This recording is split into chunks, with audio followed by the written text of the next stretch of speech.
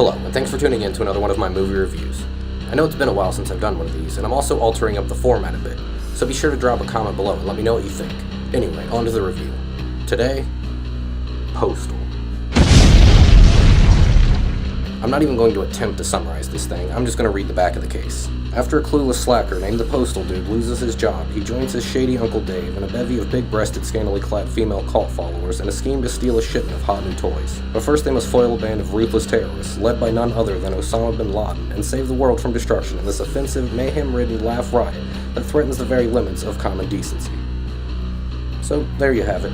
As you're likely aware, this is yet another movie from controversial filmmaker Uwe Boll. Yeah, the guy who makes all the terrible video game movies, and yes, this is another video game adaptation. And while I'm admittedly not that well versed on the games, from what I do know of them, this movie does seem to represent them well. Boll would consider this his most important film, and I would have to agree with him there. It almost reminds me of Verhoeven when he was in peak form, and that's not a comparison to take lightly.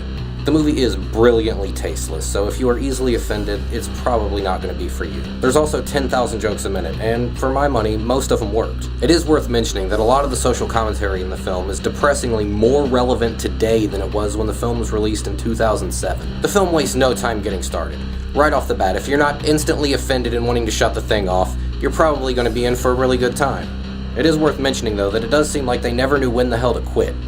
The movie feels like it has 3 different endings. There's a surprisingly strong comedic cast at work here, including Kids in the Hall alumni Dave Foley, Spider-Man's J.K. Simmons, Austin Powers' Mini-Me himself Vern Troyer, and A Christmas Story Scott Farkas, Zach Ward.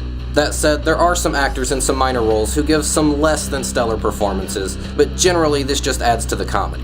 Overall, the film's pretty well shot, and it does have a really wide array of colors. The movie looks really great, especially on blue.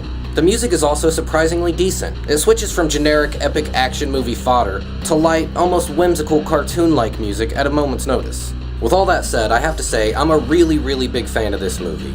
If you can take a joke and have 100 minutes to kill, I can think of far worse ways to spend your time. As the back of the case says, it's like a live-action South Park, and that's not far off. But enough from me. Go ahead and give it a watch.